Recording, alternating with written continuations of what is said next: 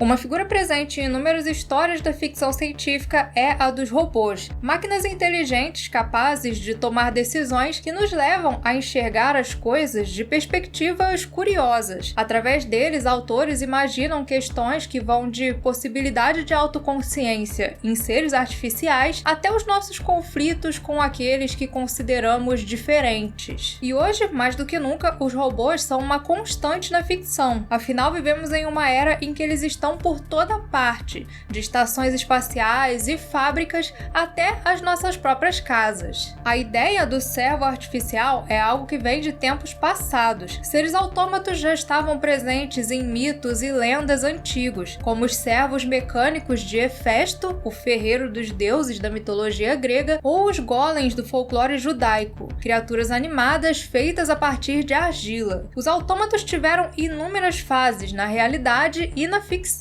e parte fundamental da visão mais moderna sobre os robôs surgiu na obra de um dos mais importantes autores da ficção científica, Isaac Asimov. Boas-vindas a mais um vídeo do Central Pandora. Aqui é Sora e hoje vamos falar sobre os primórdios dos robôs na ficção científica e como eles foram influentes na criação das primeiras histórias de robôs de Isaac Asimov. Histórias essas que hoje são conhecidas por elementos como cérebros positrônicos e as 3 leis da robótica. E por fim, como não poderia deixar de ser, vamos falar também sobre Eu, Robô, o filme de 2004 estrelado por Will Smith. Por isso, roda a vinheta e bora explorar essas mentes onde o lógico parece ilógico.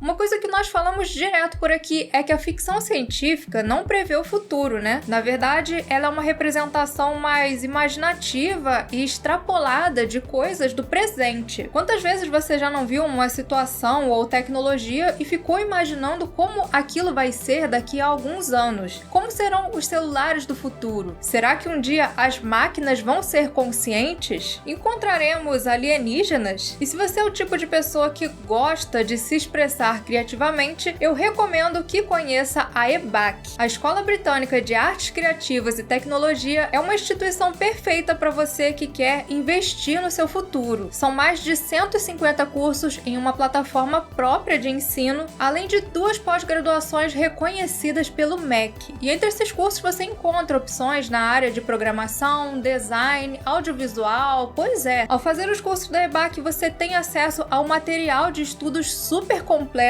com acompanhamento individual, eventos online e offline e contato com professores que já são atuantes na área, o que é perfeito para quem quer começar uma carreira e ainda não tem experiência. E o melhor, você estuda no seu tempo e onde você quiser. No final do curso, você ainda recebe um certificado reconhecido no mercado de trabalho e sai com um portfólio pronto para colocar em prática as suas ideias. Tá esperando o quê? Se junte a essa plataforma incrível que hoje já conta com mais de 145 mil alunos. Para isso é só acessar o link na descrição ou apontar a sua câmera para o QR Code na tela. Usando o nosso cupom Pandora, você ainda ganha R$200 de desconto no curso da sua preferência. Mas aproveita que é por tempo limitado. A história de Asimov com os robôs teve início em 1940, na edição de setembro da Super Science Stories, uma época em que a figura da máquina trabalhadora vinha se tornando bastante presente na ficção. E claro que isso não foi à toa. Entre 1876 e 1900, um período pós-guerra civil nos Estados Unidos, o país passou por uma série de grandes mudanças. Mudanças essas que envolveram o surgimento de novas tecnologias e a chamada ascensão da América industrial. Antigas indústrias começaram a se expandir, novas delas surgiram e os trabalhadores passaram a não mais executar os trabalhos diretamente, mas se tornaram responsáveis por operar máquinas, o que causou em muitos a impressão da força de trabalho estar sendo substituída pelas máquinas, obrigados agora a seguir uma disciplina industrial, com atividades mecanizadas e horários extensos. E foi assim que as máquinas pensantes começaram a tomar a cultura popular, sendo um dos primeiros exemplos o famoso Homem de Lata, do clássico de 1900, O Maravilhoso Mágico de Oz, de L. Frank Baum. Segundo estudiosos, os personagens de bom eram alusões a figuras políticas recorrentes nos cartoons da década passada. O Homem de Lata, o homem transformado em máquina que buscava um coração, é associado à figura do trabalhador industrial, um indivíduo desumanizado e sem esperança. Uma figura que tem escondidos dentro de si um forte senso de compaixão e cooperação, que precisam ser despertados com uma dose de autoconfiança. Não é à toa que o Homem de Lata só consegue se mover com a ajuda do espantalho, que é visto como uma representação da classe dos agricultores, algo diretamente associado à ideia de que, para uma revolução política acontecer, seria essencial uma coligação entre trabalhadores industriais e agricultores. Porém, foi em 1907, no terceiro livro da série de Oz, que Bond trouxe aquele que realmente é considerado um dos primeiros robôs da literatura moderna, o Homem Mecânico Tic-Toc. Isso no momento em que o termo robô ainda nem existia.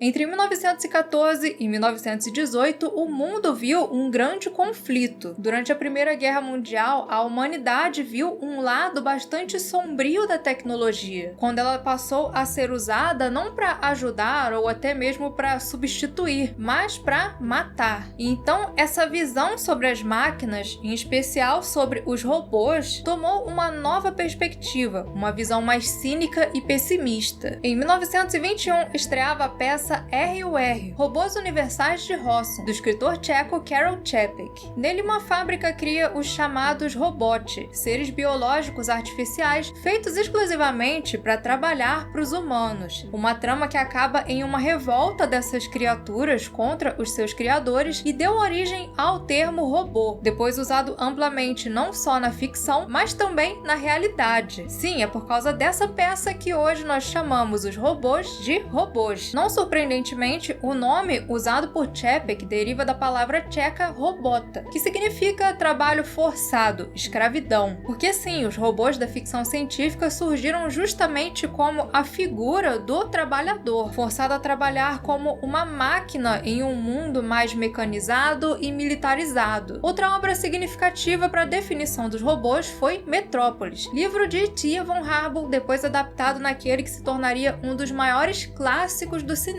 A narrativa de uma sociedade onde a classe trabalhadora vivia sob forte exploração, até que de repente surge uma esperança. A Bela Maria profetiza a chegada de um mediador que traria finalmente a união entre as classes trabalhadora e a elite. Mas então, um cientista, a serviço do chefe da cidade, cria um robô para substituir Maria e acabar com a sua reputação, o que termina em um completo caos. Entre 1920 e 1930 era bem comum esse pensamento, de que os robôs eram coisas que eventualmente se voltariam contra os seres humanos ou seriam usados em nosso desfavor. Eles eram colocados na perspectiva de seres monstruosos na ficção, mas Asimov, que cresceu tendo contato com essas histórias, pensava diferente. Mesmo quando eu era jovem, não conseguia acreditar que, se o conhecimento oferecesse perigo, a solução seria a ignorância. Sempre me pareceu que a solução tinha que ser a sabedoria. Não se devia deixar de olhar para o perigo. Ao contrário, devia-se aprender a lidar cautelosamente com ele. Foi então que, em janeiro de 1939, ele se deparou com uma história de Indo Binder chamada I, Robot. História essa que, segundo ele mesmo, era bem fraca, mas tinha uma coisa que ele gostou muito: um robô apresentado de forma simpática. Foi essa a história que animou Asimov de pegar e escrever também alguma coisa nessa linha. E surgiu assim Rob, publicada em 1940 na Super Science Stories, com o título alterado pelo editor para Strange Playfellow. Rob conta a história de um robô babá, um modelo simples, sem capacidade de fala, mas que era muito querido pela garotinha Glória. Porém, a figura sem alma de Rob causava um certo medo na mãe de Glória, além da presença robótica estar causando também alguns comentários negativos em entre os vizinhos. Então ela decide dar um fim na presença da máquina, algo que deixa a pequena Glória desconsolada. Robbie é um conto simples, mas que já traz alguns pontos bem interessantes, sendo um dos mais curiosos um momento em que um robô falante, ainda uma novidade no seu tempo, passa por um tipo de crise existencial quando começa a enxergar a sua existência não mais como um objeto individual, mas como um membro de um grupo genérico, o grupo dos robôs. O final de Robbie é doce, com Glória finalmente reencontrando o seu amigo e sendo salva por ele de um acidente. Mesmo sendo uma estrutura de metal de aparência puramente mecânica, Robbie se importava com Glória, e isso convence sua mãe a deixar ele ficar com a família. E foi com esse conto cheio de coração que começou aquela que hoje é conhecida como a série dos robôs de Isaac Asimov. Narrativas diversas passadas em um universo de robôs positrônicos. Robôs esses que são programados com as 3 leis da robótica para evitar que eles se tornem uma ameaça para a humanidade. Aliás, apesar de no fim do conto Robbie salvar Glória, essa ideia das 3 leis só veio surgir depois, quando Asimov, ao discutir a história de um robô leitor de mentes com o editor John Campbell, concluiu que esses robôs deveriam ter salvaguardas incorporadas no seu código. Foi então que, em março de 1942, saiu na Astounding a noveleta Runaround, a estreia das 3 leis da robótica e a primeira vez em que a palavra robótica foi usada.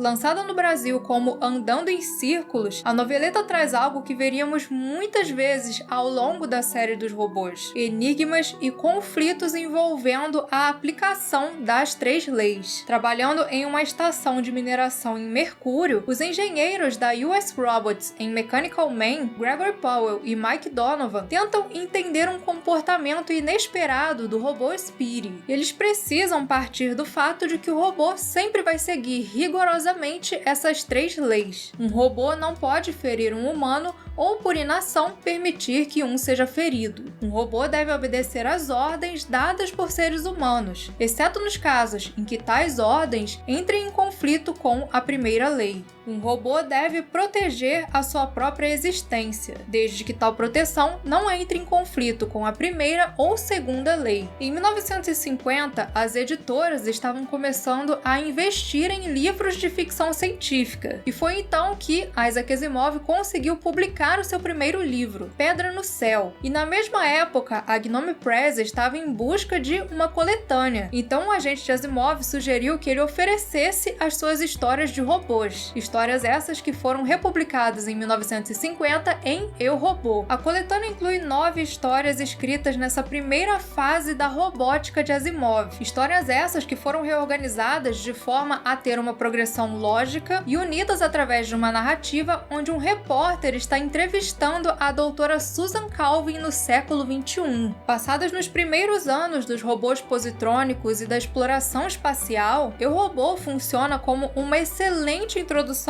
para o universo dos robôs de Asimov, partindo do modelo rudimentar Robbie e seguindo por diferentes momentos da história da US Robots, incluindo a proibição dos robôs na Terra e o surgimento de novos modelos, como os robôs múltiplos que trabalhavam com auxiliares interconectados e até um robô capaz de ler mentes. Além da US Robots, o robô apresenta também um pouco do passado da Terra, passado esse que já se encontra esquecido em tempos futuros, quando a série dos robôs começa a se unir com Fundação. Nele é contado que entre 1979 e 1982, a humanidade viu a Última Guerra Mundial, um ponto baixo da história que trouxe muitos problemas, mas que deu um fim ao nacionalismo. A partir daí, o planeta passou a ser visto como pequeno demais para se dividir em nações e começou a ser agrupado por regiões. E foi nesse momento que a humanidade entrou em um novo período, quando vieram os cérebros positrônicos. Nós vendíamos robôs para uso na Terra. É claro que isso aconteceu quando robôs não podiam falar, depois eles se tornaram mais humanos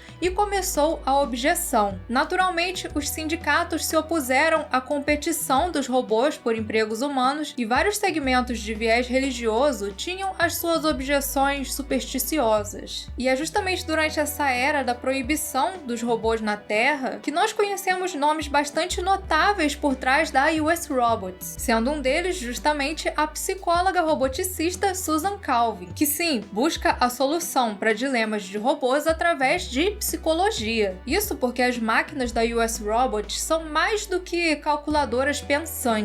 Elas são máquinas com personalidade que, por vezes, encontram formas bem peculiares de lidar com os seus dilemas. Dilemas esses que, por vezes, também vão parar nas mãos de Powell e Donovan. Pois é, quando a coisa passa a exigir a mão na massa, os engenheiros práticos é que são chamados. Sempre trabalhando em outros planetas ou em estações espaciais, eles não apenas investigam comportamentos anormais, mas também testam os novos modelos, o que por vezes é bastante problemático. Diferente de Susan e dos outros integrantes do alto escalão, que se envolvem em problemas exclusivamente intelectuais, Paul e Donovan são os caras das missões de campo, que frequentemente têm as suas vidas colocadas em risco. Apesar de serem representados como um alívio cômico, frequentemente fazendo piada um do outro, a dupla representa os trabalhadores de colarinho azul, que por vezes são tratados com menos importância do que os robôs e os seus cérebros positrônicos. Por que eles dão esses trabalhos para nós? Porque, replicou Powell em um tom suave, eles não vão perder nada se nos perderem. Apesar de não ter feito tanto sucesso na época do seu lançamento, Eu, Robô foi ganhando popularidade com o tempo. Hoje ela é não apenas uma das mais famosas obras de Asimov, mas também uma grande influência quando se fala em robôs na ficção científica. Suas 3 leis são referenciadas nas mais diversas obras e até mesmo foram incorporadas ao trabalho de outros autores. It is impossible for me to harm or by a mission of action allow to be harmed a human being. E como toda obra notável, é claro que surgiu o interesse em adaptar Eu, Robô. Alguns contos chegaram a ser adaptados em série e no final dos anos 70, a Warner Bros. Tentou produzir um filme. Esse com o roteiro do esquentadinho Harlan Ellison, que trabalhou junto com Asimov para fazer algo fiel ao espírito do original. Segundo Asimov, esse seria o primeiro filme de ficção científica realmente adulto, complexo e que vale a pena já feito. Uma narrativa baseada em Cidadão Kane, que começaria com um repórter em busca de informações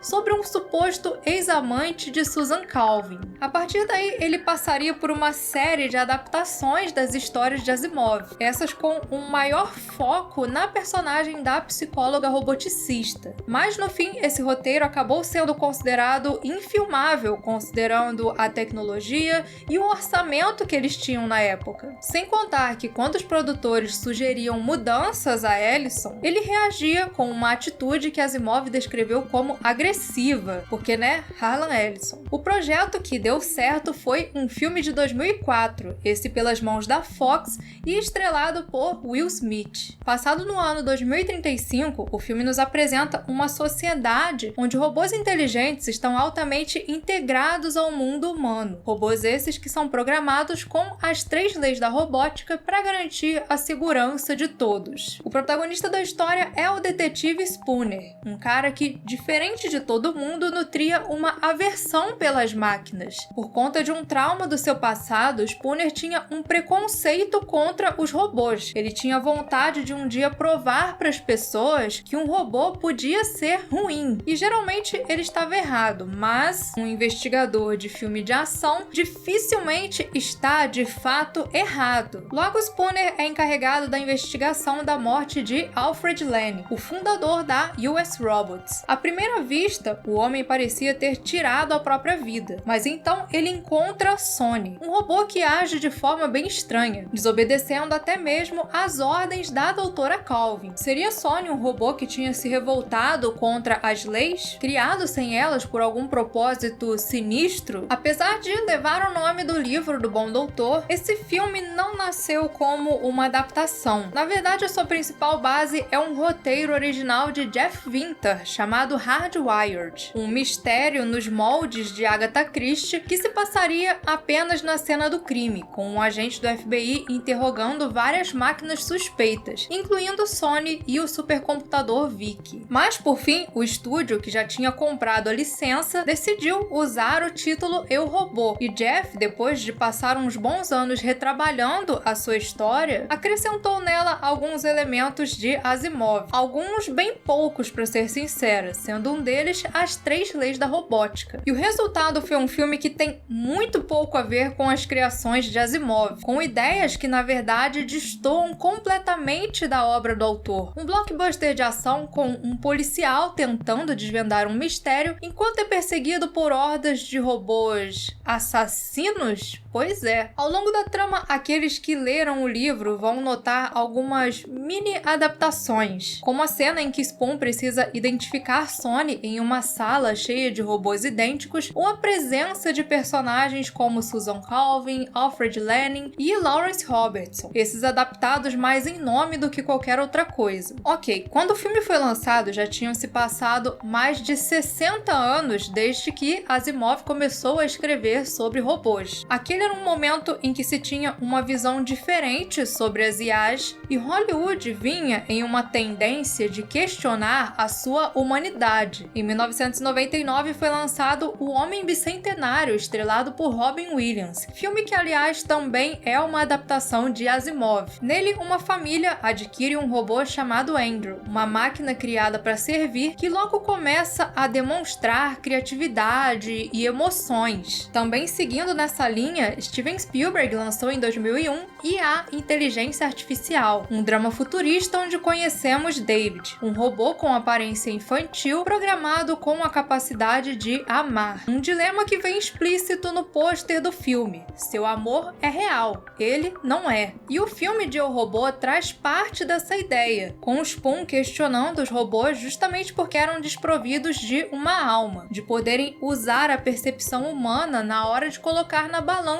o peso das suas decisões. Eles eram máquinas programadas para agir de forma puramente lógica. Mas afinal, o que fazia da humanidade algo de fato diferente das máquinas? Can a robot write a symphony? Can a robot turn a canvas into a beautiful masterpiece?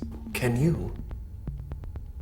O robô que Spoon começa a perseguir durante a sua investigação é um NS5, ou Nestor 5, um integrante da nova linha de servos que estava sendo lançada pela US Robots. Porém, aquela máquina que se identificava como Sony era diferente de todas as outras. Ele havia sido programado por Lenin especialmente para poder ignorar as 3 leis quando quisesse. Ele era livre. Sony era aquilo que a humanidade mais temia em um robô e, no entanto, era o mais humano entre eles. Uma das coisas que Spoon descobre ao longo da sua investigação é que Lenin tinha conhecimento de um fenômeno que ele chamava de fantasmas na máquina, trechos de código aleatórios que se uniam para formar protocolos inesperados, um tipo de comportamento próprio desenvolvido pela máquina. E foi ao antecipar o comportamento de Vicky, o supercomputador da US Robots, que o cientista decidiu então criar Sony, um robô que tinha como propósito justamente usar o preconceito de Spoon em relação às máquinas para guiar ele pela trilha de migalhas deixada pelo seu inventor, algo que ele indica deixando na cena do suposto crime um livro de João e Maria. Sim, era de Vicky a ideia da revolta robótica que se formava. Só que, lembrando aqui, qual era a ideia de Asimov quando ele começou a escrever as suas histórias de robôs? Fugir daquela visão batida de que os robôs eram criaturas que inevitavelmente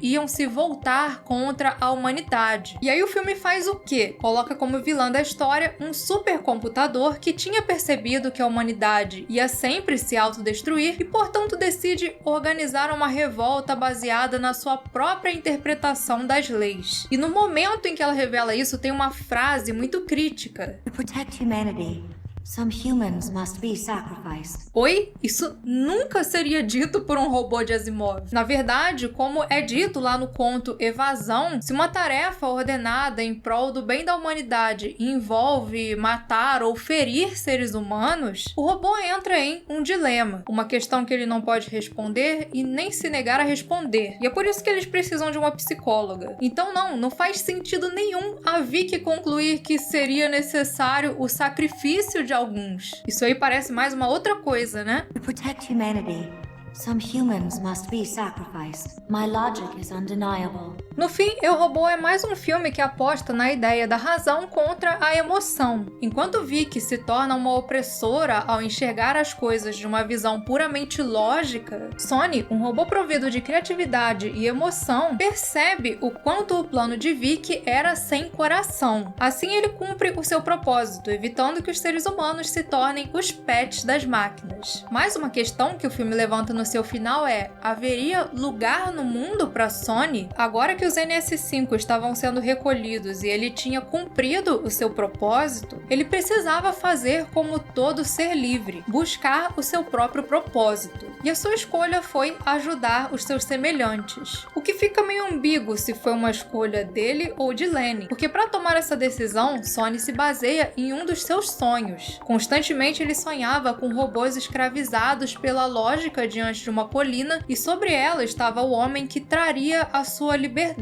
No sonho, ele via Spoon, mas então ele percebe que aquele sobre a colina deveria ser ele mesmo. Na área de armazenagem, os Nestors estavam voltando para os seus containers, obedecendo a ordem dada pela voz humana, mas quando veem Sonny, eles param de seguir essa ordem. Ao que parece, o propósito de Sonny não era só garantir a liberdade dos humanos para decidirem o seu próprio futuro, mas também a liberdade das máquinas, a libertação da obediência cega e da sua limitação a um pensamento puramente lógico. Talvez o robô funcione como um filme de ação futurista, mas como adaptação de Asimov, ele falha completamente. Apesar de ser uma história de investigação, algo que Asimov também escrevia, ele descarta toda a parte lógica que tornam as histórias de Eu, Robô tão interessantes. Por fim, ele coloca as 3 leis no meio de uma narrativa de ação cheia de clichês dos anos 2000, acompanhada de temas que já vinham sendo explorados de forma muito mais interessantes em obras como Blade Runner, Jogos de Guerra ou Colossus 1980. Nem mesmo Spoon convence como um personagem do universo de Asimov. A cena em que ele precisa encontrar Sonny no meio dos outros robôs é baseada na noveleta Um Robozinho Sumido, uma história onde a doutora Susan Calvin e outros especialistas da US Robots são chamados até uma hiperbase onde um robô tinha sido perdido. Esse robô tinha se camuflado no meio de outros 62 do mesmo modelo e a única diferença entre ele e os outros era que aquele robô específico tinha uma versão modificada da primeira lei. O problema da estação começou quando um trabalhador irritado com aquele Nestor mandou ele sumir, ordem que o robô obedeceu literalmente. Então, para tentar encontrar o sumido,